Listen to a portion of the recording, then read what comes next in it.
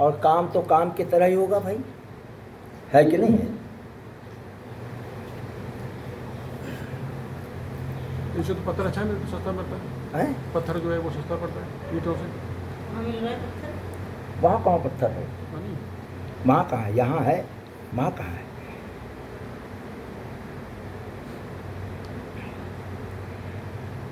गोविंद जय जय गोपाल जय जय राधा रमन हरि गोविंद जय जय। बोले बोले शर्मा जी, सुनाई पड़े थोड़ा सा। राधे राधे। अरे गोविंद जय जय गोपाल जय जय राधा रमन हरि गोविंद जय जय राधा रमन हरि गोविंद जय जय गोविंद जय जय गोपाल जय जय गोविंद जय जय गोपाल जय जय राधा रमन हरि गोविंद। बोलिए श्री कृष्णचंद्र भगवान की जय। शांताकारं भुजगशयनं पदं नाभं सुरेश्वरं विश्वाधारं गगनसदृशं मेघवर्णशुभांगं लक्ष्मीकान्तं कमलनयनं योगविद्यानुगम्यं वन्दे विष्णुं भवभयहरं सर्वलोकैकनाथं। सच्चिदानन्दरूपाय विश्वोत्पत्त्यादिहेतवे तापत्रय विनाशाय श्री कृष्णाय वयं नमः। इस संसार में सत चित आनंद, ये तीन हैं, सत चित आनंद। और ये तीनों कब प्राप्त होते हैं? जब भगवान की कृपा प्राप्त होती है तब। और भगवान की कृपा अगर नहीं है तो ये तीनों प्राप्त नहीं हो सकते, कितना भी धन हो जाए, है कि नहीं? और कितना भी ज्ञान हो जाए, पर जब तक ठाकुर जी की कृपा प्राप्त नहीं होगी तब तक कुछ मिलने वाला नहीं है। हे भैया, ये वाला पंखा चला दीजिए, ये वाला, वो है ना वो। अच्छा, ये पंखा वो वाला क्या करोगे पंखे? नहीं, ऐसे तो हाँ, ऐसे तो हवा है, उधर से पंखा है, इधर से पंखा है, वो वाला पंखा है, हवा तो है, पर थोड़ा सा ये सीधे सिर पे आएगा। नहीं बुझेगा, नहीं बुझे, दीपक नहीं बुझ सकता, दीपक नहीं बुझ सकता, ये तो भगवान के दरबार में दीपक है। चलिए, अथ द्वादशो अध्यायः। अर्जुन उवाच एवं सततयुक्ता ये भक्तास्त्वां परिपासते ये चाप्य शर्मा व्यक्तं तेषां के योग वित्तमाः। अर्जुन ने जब यह भगवान के मुखारविंद से सुना कि यह जो संसार है, इस संसार में जो भगवत भक्ति में हो जाता है, भगवान के पारायण हो जाता है, ऐसा प्रभु श्री हरि केशव माधव मधुसूदन नारायण कह रहे हैं। तो और यह सुना कि जो भगवान के नारायण के पारायण हो जाता है वो उनको ही प्राप्त हो जाता है। 11वें एक अध्याय में, गीता के 11 अध्याय के अंतिम श्लोक में यही बात अर्जुन ने इस भगवान के मुखारविंद से सुना। तो अर्जुन ने प्रश्न किया कि अरे, भगवान खुद कह रहे हैं, मेरे सखा खुद कह रहे हैं कि जो नारायण के शरणागति हो जाए, नारायण उसको अपना लेते हैं। तो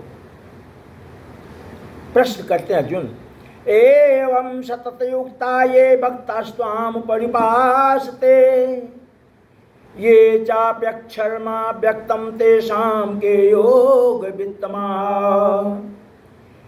अर्जुन ने कहा कि जो अनन्य प्रेमी भक्तजन पूर्वोक्त प्रकार से निरंतर आपके भजन ध्यान में लगे रह करके और आप सगुण रूप परमेश्वर को और दूसरे जो केवल अविनाशी सच्चिदानंद घन निराकार ब्रह्म को ही अतिश्रेष्ठ भावना से भजते हैं, उन दोनों प्रकार के उपासकों में अति उत्तम योग विद्या कौन है?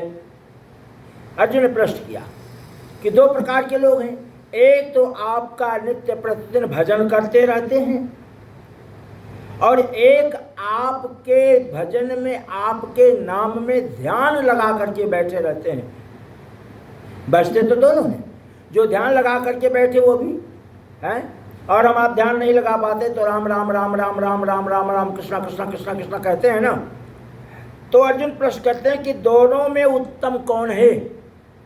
आपके भगत दो प्रकार के हो गए, पर दोनों में उत्तम कौन है? अच्छा, यहां अर्जुन ने तो प्रश्न किया, लेकिन जानते हैं आप एक प्रकार के भगत और हैं। कौन से प्रकार के भगत हैं? वो एक था चोरवा, और चोरवा गया मंदिर में चोरी करने और उसे कुछ प्राप्त नहीं हुआ। इधर उधर देखा, बड़ा कंगाल मंदिर है, बस उसकी दृष्टि पहुंच गई इस घंटे पर। अब वो ऊंचा ऊंचा का घंटा उतारना चाहने लगा, घंटा उतार तो पाया नहीं।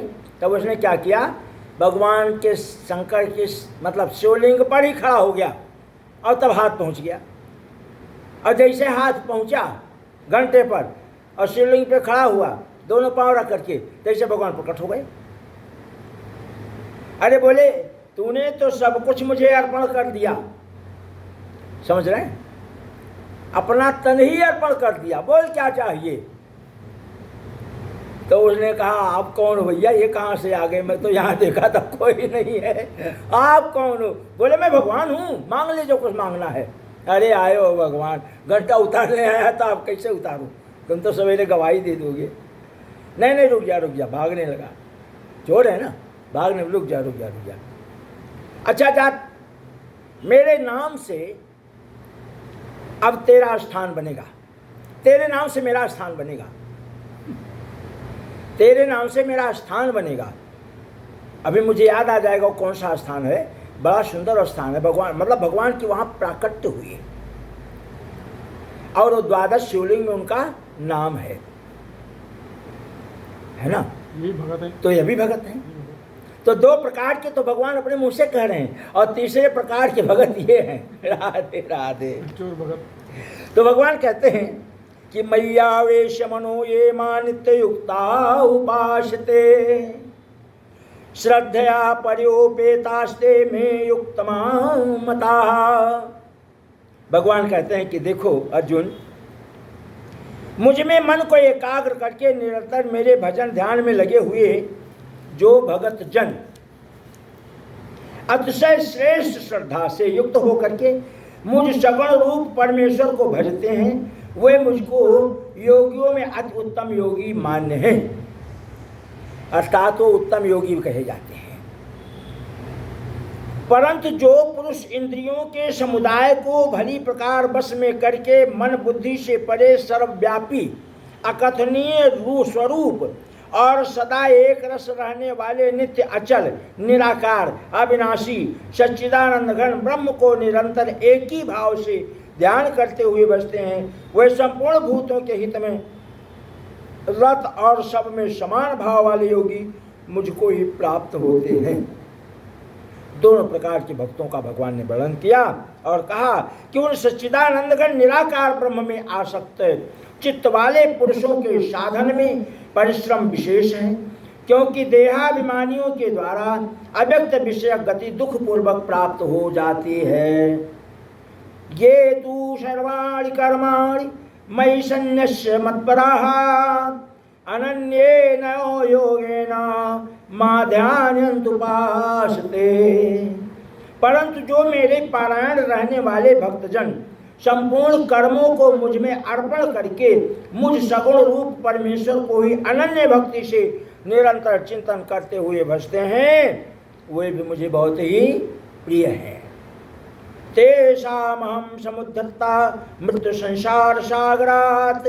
हे अर्जुन, मुझ में चित्त लगाने वाले प्रेमी भक्तों में मैं शीघ्र ही मृत्यु रूपी संसार समुद्र से उनका उद्धार कर देता हूँ। फिर उस जीव का आवागमन समाप्त हो जाता है, भगवान के चरण में उसको वास प्राप्त हो जाता है। मुझ में मन को लगा के और मुझ में ही बुद्धि को लगा के इसके उपरांत तू मुझ में ही निवास करेगा, इसमें कुछ भी संशय नहीं है। ऐसा भगवान नारायण भक्तों के लिए कहते हैं कि दो प्रकार के भक्तों का वर्णन करते हुए भगवान कहते हैं कि वो मुझ में ही। अच्छा, कैसे मुझ में? कि स्वार्थ को त्याग करके तथा परमेश्वर का परम आश्रय लेकर के, परम गति समझ करके, निष्काम प्रेम भाव से सती शिरोमणि पतिव्रता स्त्री की भांति मन, वाणी और शरीर के द्वारा परमेश्वर के लिए ही यज्ञ, दान और तप आदि संपूर्ण कर्तव्यों के कर्म करने का नाम भगवत अर्थ कर्म करने के परायण होता है। क्या हुआ, बुझ गया दीपक? तो वो लगा दीजिए ना, एक माचिस की तीली लगा दीजिए, नीचे से बत्ती खड़ी हो जाएगी। 2 माचिस तीली लगा दीजिए दोनों तरफ से। जो पुरुष आकांक्षा से रहित है, बाहर भीतर से शुद्ध है, पक्षपात से रहित है और दुखों से छूटा हुआ है, वह सब आरंभों का त्यागी मेरा भक्त मुझको प्रिय है। ऐसा भगवान नारायण कहते हैं। पहले दिन एक चर्चा चली थी कि एक पंडितानी थी, उनके जो पति देवता थे बड़े ज्ञानी थे और उनका समाज में नाम था, भगवान के भक्त भी थे और ज्ञानी भी थे। पहले दिन चर्चा चली थी ना, है? तो उस चर्चा में क्या प्रश्न आया था कि उनके पति में क्या खूबी थी, पंडित जी की पंडितानी के पंडित जी में क्या खूबी थी। तो पंडितानी ने कहा कि आपको इतना ज्ञान है, आप इतना बड़ा विद्यालय चलाते हो, फ्री में बच्चों को पढ़ाते हो, भोजन कराते हो लोगों से मांग के, तो आप राज दरबार में क्यों नहीं चले जाते? ये बात हुई थी, है ना। तो पंडित जी ने कहा भाई मैं उनके घर जाऊंगा, उनसे कुछ लूँगा जो मुझे शास्त्रार्थ करे मुझसे, और फिर कह दें कि पंडित जी आपके शास्त्रार्थ से मैं संतुष्ट हूँ, मैं प्रसन्न हूँ, आपने मुझे एक एक शब्दों का सार समझाया। समझ रहे आप ना? ये बात किसने कही? पंडित जी ने कही अपनी पंडितानी से। तो पंडितानी ने कहा कि ठीक तो है, आप जाइए और आप राजा से कहिए कि मैं आपके यहाँ उपहार के लिए तो आया हूँ, पर आप ऐसा कीजिए कि मुझसे कोई प्रश्न कर लीजिए और मैं आपको आपके द्वारा किए गए प्रश्नों का उत्तर दे दूँ और आप प्रसन्न हो जाइए। तब तो मैं आज वही प्रसंग गीता में, क्योंकि गीता का उपदेश था, आज वही प्रसंग गीता में, गीता के 12वें अध्याय में आज वही प्रसंग आया। क्या आया? अनपेक्षा। शुचित दक्ष उदासीनो गतव्यथः सर्वा आरंभ परित्यागी यो मद भक्त सा में प्रिय। दूसरे की उन्नति को देख करके संताप होने का नाम अमर्ष है। इसलिए कोई बढ़ रहा है आगे तो उसके बढ़ते हुए को देख करके प्रसन्न होना चाहिए और भगवान से प्रार्थना करनी चाहिए कि हे प्रभु तेरी कृपा मुझ पर भी ऐसी हो जाए जैसा मेरे पड़ोसी पर हुआ है ना। तो एक आदमी था, उस आदमी के पड़ोसी ने भगवान से प्रार्थना किया, भगवान ऐसा ऐसा हो जाए। समझ गए ना? अब पड़ोसी ने देखा कि ये तो प्रार्थना किया भगवान से ऐसा ऐसा हो जाए, अब हम ऐसा करते हैं, हम भी भगवान के पास जाते हैं। तो भगवान के पास गया, पूजा जप आराधना किया, भगवान प्रसन्न हुए। तो क्या कहा? भगवान से कहा कि देखो प्रभु, अगर मेरे एक हो तो पड़ोसी के आधा हो, मैं यही मांग रहा हूं आपसे। बोले मांग ले। तो बोले मेरे एक पत्नी हो तो पड़ोसी के 2 हो, है ना। नहीं, पड़ोस मेरे 2 पत्नी हो तो पड़ोसी के 1 हो। भगवान ने कहा तो ताश दो। पड़ोसी के 1 आंख अंधी हो तो मेरी दोनों आंख अंधी हो जाए। भाई ईर्ष्या डाह करने वाले का यही दंड होता है ना। तो भगवान यही बात कहते हैं कि जो पुरुष आकांक्षा से रहित, उस दिन तो विस्तार में बताया था, आज ये थोड़े में भगवान ने कहा, समझने के लिए कहा कि बाहर भीतर से शुद्ध, चतुर पक्षपात से रहित। भाई अपना बेटा चोरी करके आया तो हम सोचें कि ये मेरा बेटा है, इसको जाने दो, दंड नहीं देते हैं, हम जज हैं। और दूसरे का बेटा चोरी करके आया तो बोले इसको डबल दंड लगाओ। समझ गए ना? यही बात भगवान कह रहे हैं कि बाहर भीतर से शुद्ध हो, चतुर और पक्षपात से रहित हो और दुखों से छूटा हुआ हो, वह सब आरंभों का त्यागी, मेरा भक्त मुझको प्रिय है। ये भगवान कहते हैं। यो ना इष्यति ना दृष्ट ना सोचती ना कांक्षति, जो ना कभी हर्षित होता है, ना द्वेष करता है, ना शोक करता है, ना कामना करता है, तथा जो शुभ और अशुभ संपूर्ण कर्मों का त्यागी है। क्यों? करता कौन है? करता तो हम हैं, लेकिन कराता कौन है? वो कराता है। और जब वो कराता है तो फिर ये निर्णय ले करके जीवन जीना अच्छा है कि जो होगा वो अच्छा ही होगा, है ना? तो एक ये तू धर्मामृतमिदं यजुता परिपास्ते श्रद्धा नाम मत परमाम भक्तास्ते त्यू में प्रिय। परंतु जो श्रद्धा से पुरुष मेरे परायण होकर के इस ऊपर कहे हुए धर्म में अमृत को निष्काम प्रेम भाव से सेवन करते हैं, वे भक्त मुझको अति प्रिय हैं। ओम तस्य श्रीमद्भागवत सुप्रसिद्ध ब्रह्म विद्यायाम योग शास्त्रे श्री कृष्ण अर्जुन संवादे 12वां अध्याय समाप्ता। बोलिए श्री कृष्णचंद्र भगवान की जय। श्रीमद् भागवत के में एक कथा आती है कि एक महात्मा थे। पिछले जन्म में वो किसान के बेटे थे और अपने पिताजी के साथ खेती में गए थे, और यही बरसात का सीजन। तो एक मतलब 6 टांग का एक कीड़ा होता है, नीला नीला होता है, टिड्डी बोलते हैं उसको। अब वो टिड्डी कीड़े को, भाई बालक तो है, बालक को क्या पता कि ये सांप है, ये बंदर है, ये अग्नि है। बालक तो दौड़ के दीपक को पकड़ लेता है, जब हाथ जलेगा जब डरेगा। तो उन्होंने क्या किया, उस 5 वर्ष से कम आयु के बालक ने पूर्व जन्म में, जो इस जन्म में महात्मा है, महाभारत के काल की घटना है, तो उन्होंने क्या किया, उस कीड़े को पकड़ लिया। अब कीड़ा अंदर बुदबुदाया तो 5 साल के कम का बालक छोड़ दिया, और अगले जन्म में वही किसान का बेटा ऋषि बना। अब जब ऋषि बना, मांडूक ऋषि, मांडूक नाम था उसका, ऋषि बना और जंगल में तप कर रहे हैं। अब राज दरबार में राजा के यहाँ चोरी हुई, सामान लेकर के चोर भागे। तो चोरों ने देखा कि मेरे पीछे राजा की सेना आ रही है, राजा के दूत आ रहे हैं जो मुझे पकड़ लेंगे। तो चोरों ने क्या किया कि जहाँ महात्मा जी भगवान की बैठ के तपस्या कर रहे हैं, अंतर ध्यान में है, चोरों ने वहीं धन फेंक दिया कि अब तो सिपाही यहीं रुक जाएंगे, धन देखेंगे ना, यहीं रुक जाएंगे और मेरे प्राण बच जाएंगे, मैं पकड़े जाने बच जाऊंगा। तो किया क्या कि धन छोड़ दिया और चोर तो भाग गए। और राजा के सिपाही आए, राजा के सिपाहियों ने क्या निर्णय लिया, ये ढोंगी है, यही चोर है, ये अपने को झट से ब्राह्मण के वस्त्र में आकर के और तब करने बैठ गया कि लोग समझें कि चोर में नहीं।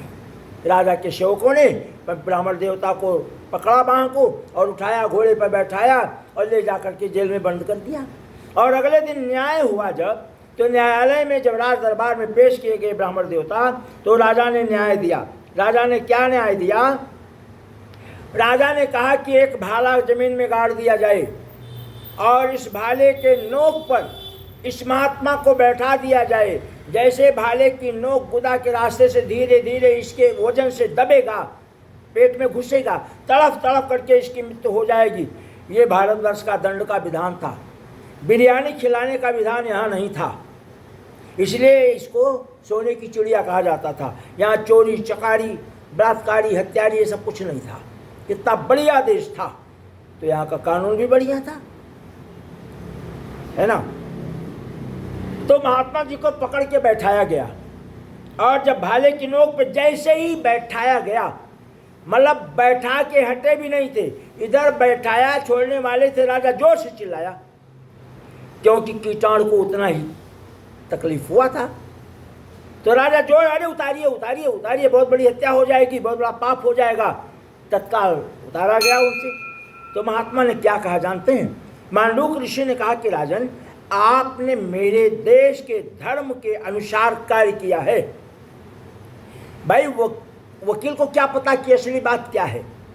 वकील ने तो जैसा लोगों ने कहा वैसे लिख दिया, और न्यायाधीश को क्या पता कि असली बात क्या है? लोगों ने जैसा बताया वैसा न्यायाधीश ने निर्णय दे दिया। तो महाराज, आपने जैसा अपने सेवकों के द्वारा देखा कि मैं चोर हूं, आपने वैसा न्याय दे दिया। इसलिए मैं आपको श्राप नहीं दूंगा, क्योंकि आपके द्वारा कोई कमी नहीं हुई है, आपने न्याय किया है। आज कोई जनता जनार्दन होता, आप उसके साथ भी यही न्याय करते। पर मैं जा रहा हूं धर्मराज युधिष्ठिर के यहाँ, धर्मराज के यहाँ जा रहा हूँ, यमराज के यहाँ जा रहा हूँ कि मेरे कौन से कर्मों का ये दंड प्राप्त हुआ, जबकि मैंने ऐसा कोई कर्म नहीं किया। तो मांडूक ऋषि धर्मराज के यहाँ पहुँच गए स्वर्गलोक में। वहाँ यमराज को बुलाया गया, पोथी पत्रा खोला गया, जन्मों का रिकॉर्ड खोला गया। पता चला 5 वर्ष से कम आयु के प्राप्त किए हुए मांडूक ऋषि पूर्व जन्म में किसान के बेटे थे, और इन्होंने एक टिड्डी कीड़े को हाथ में पकड़ लिया और कीड़ा हाथ में बुदबुदाया छोड़ दिया। तो ये उस कर्म का फल इस जन्म में इनको इतना ही प्राप्त हुआ कि भाले की नोक पे बैठाते ही, अभी बैठाए नहीं थे, बैठा ही रहे थे कि उतार दिया गया। तो कहा भाई मैंने तो कोई गलती की नहीं। 5 वर्ष से कम आयु के बालक के द्वारा कोई गलती हो जाती है तो शास्त्रों में लिखा है कि यह गलती नहीं मानी जाती है। वो गलती किसके कारण हुई? माता पिता के द्वारा हुआ। माता पिता को उसका दंड मिलता है कि बालक को कैसे संभाल कर नहीं रखे। 5 साल के कम का बालक ज्ञान होता है, अग्नि पे हाथ रख दे जल जाएगा, है कि नहीं ऐसा? तो वो दंड माता पिता को दिया जाता है कि माता पिता ने अपने बालक का ध्यान नहीं रखा। तो मुझे क्यों दंड मिला? अब यमराज फेल, धर्मराज फेल। तो मांडूक ऋषि ने श्राप दिया था कि जाओ धर्मराज, समझ गए ना, पृथ्वी लोक में 100 वर्ष तक का मैं तुझे श्राप देता हूं, विदुर के रूप में जन्म लो, और तुमको बार बार दुर्योधना बोलेगा, कर्ण बोलेगा, ए सूत पुत्र। मतलब 100 वर्षों तक तुम श्रापित रहोगे और तुम्हारी अवहेलना होती रहेगी। अब समझ गए ना? और यमराज को दंड दिया, यमराज को दंड दिया, जाओ तुम 100 वर्षों तक दुर्योधन, तुमने अन्याय किया है, नहीं गलती हो गई इसमें। यमराज को कहा कि आप जाओ 100 वर्षों तक विदुर बनो, तुम्हारी अवहेलना होती रहेगी। और धर्मराज को कहा 100 वर्षों तक जा करके तुम धृतराष्ट्र वो धर्मराज बनो, तुम्हें हमें जो कष्ट प्राप्त हुआ है तुमको भी कष्ट प्राप्त होगा, जगह जगह तुम्हारी मर्यादा छीनी जाएगी। तो एक बार मर्यादा छीनने वाले को भगवान ने इतना बड़ा दंड दे दिया कि जा जन्म भर तेरी मर्यादा छीनी जाएगी।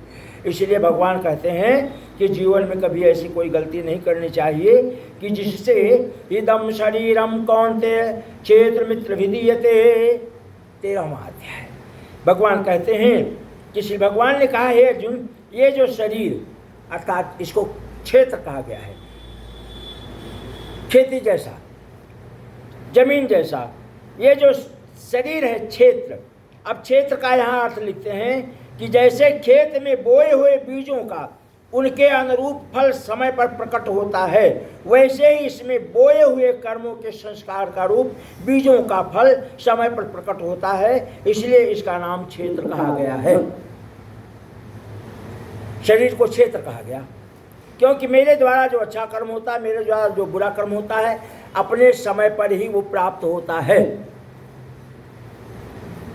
कहते हैं ना कि समय बड़ा बलवान है?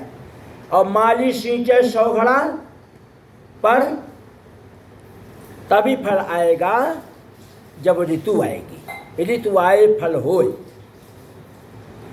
ऐसा नहीं है कि आम को सींचना शुरू कर दो 5 साल के अंदर वो फल देने लगे, अभी बैठा है अभी फल देने लगे। तो सींचने से कुछ नहीं होता है। अर्थात अच्छे कर्म करते रहिए, करते रहिए, करते रहिए। आपके द्वारा जन्मों जन्मों में यदि कोई बुरे कर्म हुए हैं तो जब वो समाप्त हो जाएगा अच्छे कर्म करते करते, तब हमको जा करके कुछ अच्छा फल प्राप्त होगा। तब कुछ लोग कहते हैं महाराज मैं अच्छा ही करता हूँ पर मुझे बुराई क्यों मिलती है? अरे भाई तू इस जन्म में अच्छा कर रहा है, जन्मों जन्मों तक तो बुरा ही किया है। और कुछ लोग बुरा करते हैं उनको अच्छा फल मिलता है, तो उन्होंने जन्मों जन्मों तक अच्छा कर्म किया है। अब आज पाप बढ़ रहा है, उनके द्वारा कई जन्मों के जो अच्छे फल हैं वो जब समाप्त हो जाएंगे तो आज जो पाप कर रहे हैं वो जाना कहीं नहीं है, केवल उसके पूर्व जन्म के अच्छे कर्मों के कारण बुरे पाप का फल अभी उसको नहीं मिल रहा है। पर जब उसके पूर्व जन्म के अच्छे कर्म समाप्त हो जाएंगे और बुरे जन्म का पाप मिलना शुरू हो जाएगा तो फिर उस आदमी की खैर नहीं होगी। यही बात भगवान कहते हैं। बोलिए कृष्णचंद्र भगवान की जय।